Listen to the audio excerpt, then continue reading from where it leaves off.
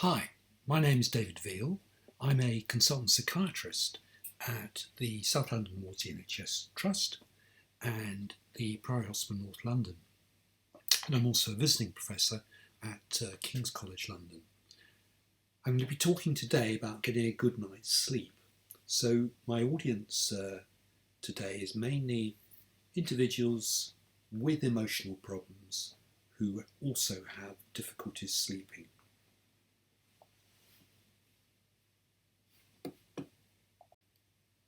So insomnia means literally difficulty sleeping, and I'm saying it's usually secondary to another emotional problem. And typically, let's say if you're suffering from depression, you might be waking early or repeated wakening at night. If you have anxiety, you might have more difficulty in falling asleep. If you're obsessive compulsive disorder or body dysmorphic disorder, there may be delayed sleep because of various compulsions before you go to bed. If you have something like post-traumatic stress disorder, there might be nightmares that are waking you at night and difficulties with avoiding going to sleep. So all these emotional problems have consequences. You get excessive daytime sleepiness, you're less alert, perhaps you're more irritable, and overall you just have a poor quality of sleep. Now, in general, you'll find that the attitude is, well, we must treat the emotional problem, and of course you must, and generally sort of ignore the insomnia problem. In other words, if you treat the underlying problem, then the insomnia will improve by itself. And that's okay, but a lot of the solutions that you might adopt then make the emotional problem worse, and one would be arguing there's a very close relationship between the two. So here, for example, if you're sleeping during the day, it just disrupts your natural sleep pattern, affects your circadian rhythms, and it just makes it harder to sleep and just makes your emotional problem worse.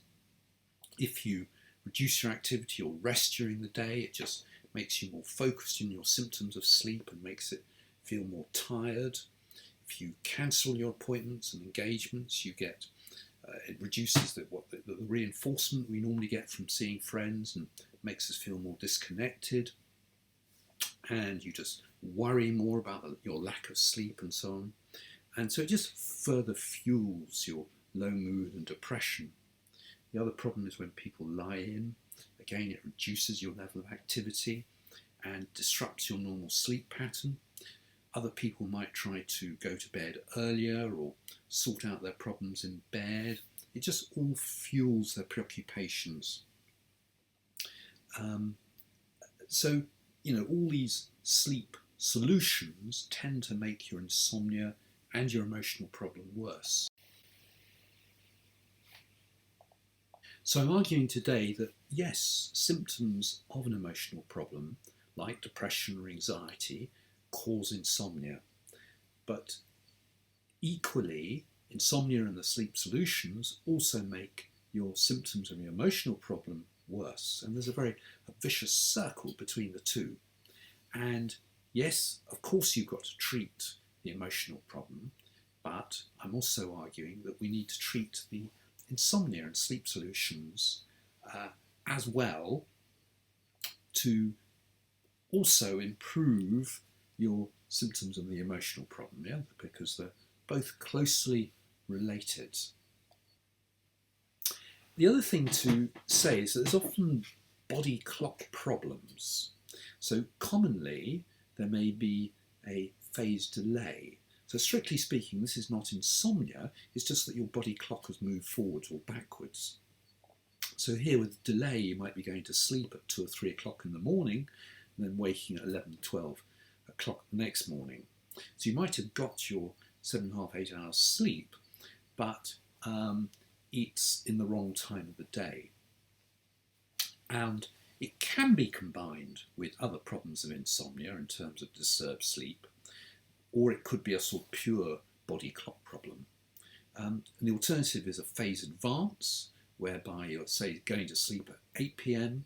and then waking at 4 or 5 a.m. or often sleeping in until 8 a.m. Sometimes it can also be sleep chaos, where you're sleeping and waking at different times every day, and that's maybe sometimes delayed, sometimes advanced, and so on. So that's more of a particular problem. And in terms of the science behind all this, we have a problem with the circadian rhythm. So all biological organisms have an internal clock with a 24-hour cycle. And in mammals, this is linked to the hormone melatonin, which is entrained by sunlight and other social rhythms. So the problem being is that when you get a disrupted circadian rhythm, it can lead to disrupted sleep, and that's when you get early morning awakening, and awakening at night, and so on. So you want to be entrained to your sunlight and other social rhythms. And what's happening in the melatonin is that melatonin is the hormone that comes out at night. So normally its production increases in the evening and then peaks in the middle of the night and then falls away when you wake in the morning. So the hormone melatonin is not a sedative, it's just a signal to the brain that it's time to sleep. Okay, so let's assume that you have some form of insomnia, sleep solutions that aren't helping, or a body clock problem. So here are the things you need to do. I've got about 25 suggestions, all part of sleep hygiene. The single most important thing you can do is keep to a routine. Get up at the same time each morning. So for most people, an average is about 7:30 a.m. And what I'm saying is you need to get up regardless of when you went to bed, and then structure your day. I would recommend searching on Auto MEQ-CET on a search engine for the morningness eveningness questionnaire to determine your natural time of waking. In this way you can determine whether you're a lark or an owl and what time is your natural time of waking. And really focus in on the times when you didn't have an emotional problem and what has been your natural time waking most of your life. So when you're sticking to a routine, don't catch up on sleep at weekends or on your days off. Okay, maybe half an hour later or something if you want to, but generally stick to a routine. Get up at the same time each morning, I'm going to argue, with the sun. So when you awake, open your curtains hopefully to sunlight. If in the winter it's still dark, you might want to use a natural dawn simulators to keep you in sync with your internal body clock. These are giving out a dawn light which is about quite low light, 200 or 300 lux. I've used a Lumi body clock glow. I've got colleagues who've used the Philips ones, and on the Centre for Environmental Technologies, which gives lots of useful information, they also sell a dawn dusk simulator. Now, the more you pay for these things, the more bells and whistles you get, like, for example, a radio and digital audio radio and things like this. But it's really nice to be able to wake to a dawn simulator, particularly in the winter months. And in the evenings, it will create for you a nice dusk amber light as well. So that's a nice addition to a way of waking up. The other thing that you can use, and this is really more if you've got problems of sleep delay or if your mood is down, is bright light therapy in the mornings.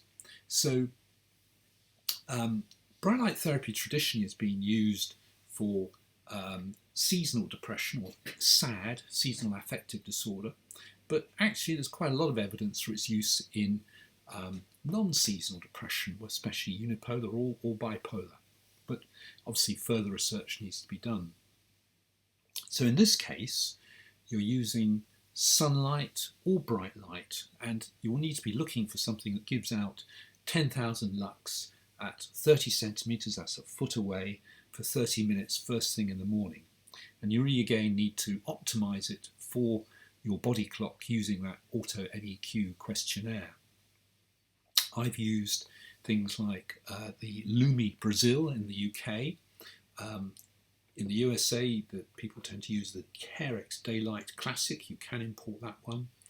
And from the Centre for Environmental Technology's website, they are selling the Northern Light Box Light Decks. That's from Canada.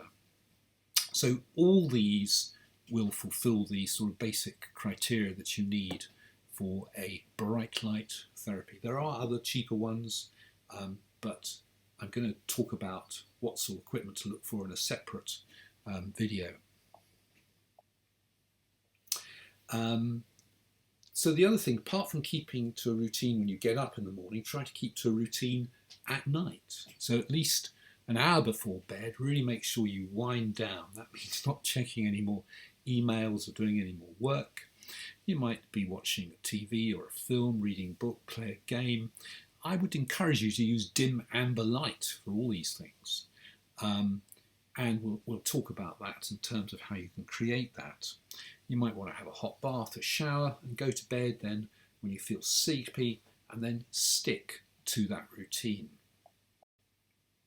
And you can use blue light blockers in the evening. This will encourage the release of melatonin. So if you're having difficulty sleeping, try to avoid bright lights from about 6-7 p.m. You might want to use amber blue blocking glasses or amber sleep light bulbs or twilight red light bulbs, which is just before you get to amber light in the evening. So amber light is like candlelight. And so all these things will encourage the release of melatonin. I found a very good UK supplier, Block Blue Light, and in America I've used before Somnilight, you can also import from. But both of these have got nice good equipment. So next thing is exercise. Exercise during the day will make your sleep deeper and longer at night. Don't exercise too late in the day. I'd leave at least a couple of hours before bed. And again, stick to a routine as it helps your body clock. Yeah. So regular exercise. If you nap, don't do any longer than 15 minutes if you're sleep deprived, and make sure it's done by 3 p.m. Because the problem is that when you wake in the morning, there's another hormone called adenosine that gradually increases. And the longer you stay awake, the more the adenosine level builds to sleep. And if you then nap later in the afternoon, it just means much of the adenosine disappears, so leaving you sleeping at night, less sleepy at night. So try and stick to that. No longer than 15 minutes, put the alarm clock on, and make sure it's done by 3 p.m. Caffeine. If you're having difficulties sleeping, check your caffeine input. There is genetic variation, so some people are very sensitive to caffeine. It is a stimulant and it blocks those adenosine receptors, which you need to help you sleep. So too much caffeine, especially in the evenings, will cause the insomnia and anxiety. And it may be that your limit is making sure you drink any caffeine before 2 p.m. And remember, it's not just the espressos, it's sort of Red Bulls, Diet Cokes, Pepsi Cola and so on, all have caffeine in them. Nicotine, and that could of course be delivered by cigarettes or e-cigarettes. In a very low dose it might be a sedative, but then also as a stimulant. So again, avoid in the later part of the evening or stop smoking. But of course there are other stimulants, whether it's things like amphetamines that might be used for ADHD or as an illegal substance, cocaine, methylphenidate, that's Ritalin for ADHD, bronchodilators for asthma. All these sorts of drugs you want to avoid late afternoon onwards because they'll all be interfering in sleep.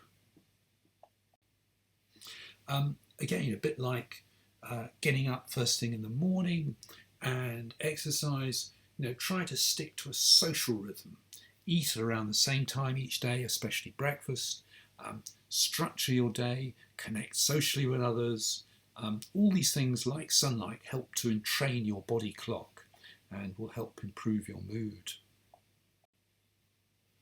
Alcohol.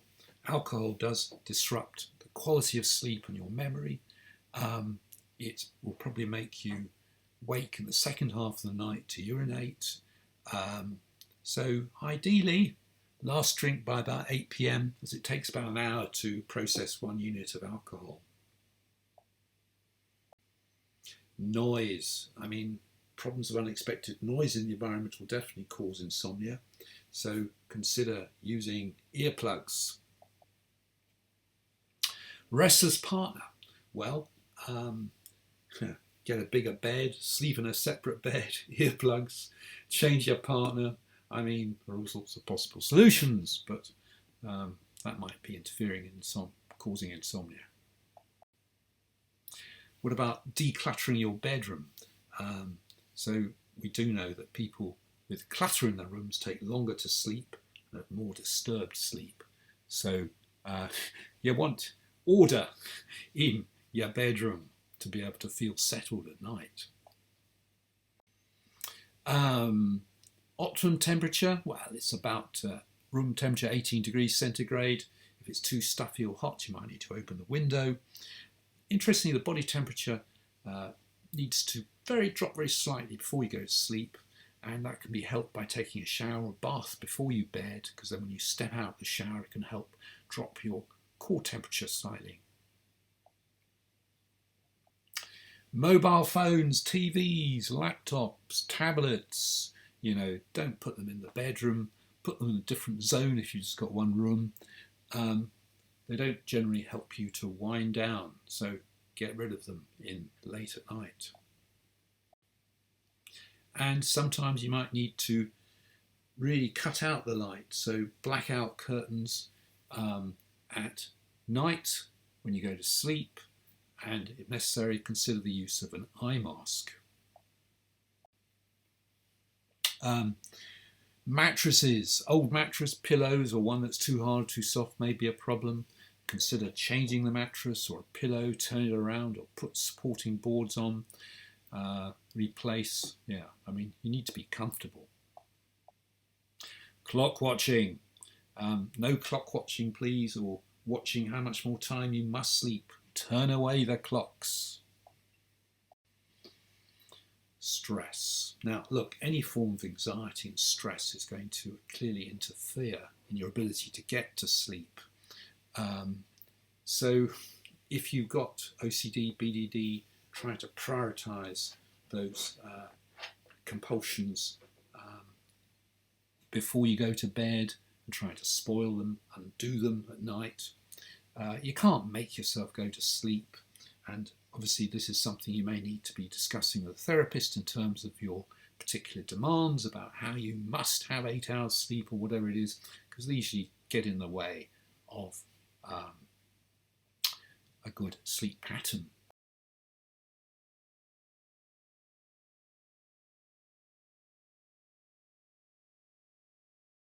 So try not to associate your bed with waking activities like watching TV, YouTube, video games, social media, talking on the phone, working, arguments. If you've got one room, just try to zone your bedroom. The 20-minute rule. Again, just use this if it's recommended by your therapist or a sleep specialist, because it's not applicable to everybody. But this follows on from trying to associate with your bedroom with sleep. If you can't sleep or find yourself awake in bed for more than 20 minutes, get up, do something boring, listen to the shipping forecast, read a difficult book like War and Peace, do this in amber lighting, and just return to bed when you feel sleepy again. Yeah. Some people do have some very rigid beliefs and rules about their sleep, and this may well be getting in the way of things in terms of, I think we've already given one example, I must have 8 hours sleep or I can't function, I'm so useless if I can't sleep properly, unless I sleep well I'll never recover, I must rest in other ways, and so on. These, when they're held very rigidly, they really are very unhelpful, and you need to discuss with your therapist or sleep specialist. Just going to say something more about those body clock problems. Do you remember we've got problems with commonly phase delay, where you're going to bed late at night and then waking up later, or sometimes phase advance, where you're sleeping earlier and then waking earlier at night. Here are some body clock techniques. I would say if you have got sleep delay problems, the key thing is to go back to what I said before. That is, get up at the same time daily, at the same time every day, even if you went to sleep at 3 or 4 o'clock in the morning. It's still important to get up at your normal sleep, normal wake time, whether it's at 7:30 a.m. or whatever. And then at that point, put on the bright light therapy, because that will help to switch off the melatonin. Remember those bright lights which have got 10,000 lux, use it for half an hour, first thing in the morning, 30 centimetres away, and that will help to switch off the melatonin. And you can also use those amber glasses or amber lighting in the evening to encourage melatonin release from 6-7 p.m. So that you can try to get sleepy by 11 p.m. If you've got sleep advance, this is more tricky, and you're probably definitely going to need the help of a therapist or sleep specialist. What you might be getting is bright light in the evening to switch off the melatonin. And this is a little bit more tricky to deal with. But again, you still stick to your routines and make sure you get up at the same time every morning. Now, dealing with worry and rumination is really a big topic in itself. So I'm going to be doing a separate talk on that, but I am aware that this is a major problem that really interferes in sleep. So I'm just going to give you some pointers just for today. I mean, the aim is not to problem solve or engage with your thoughts at night. You're trying to let them pass through your mind without responding to them, which we call these rabbit holes that people go down, and to try to solve problems which cannot be solved. Particularly for worry, sometimes it can have helpful to do a to-do list within 2 or 3 hours before going to bed. You just write down the worries and allocate tasks that can be solved with the dates and times of when you're going to do it. I mean, worry is really an intolerance of uncertainty, and as I say, we'll be talking about that in a separate talk. So try and control and structure your day with tasks that are certain, rather than trying to solve things that are uncertain and cannot be solved. There are other things like soothing rhythm breathing, or listening to relaxing music or natural sounds that might all help you to get to sleep when you have got these worries on your mind. I'm going to mention just some of the medication physical problems. Sometimes one thing to look out for is obstructive sleep apnea.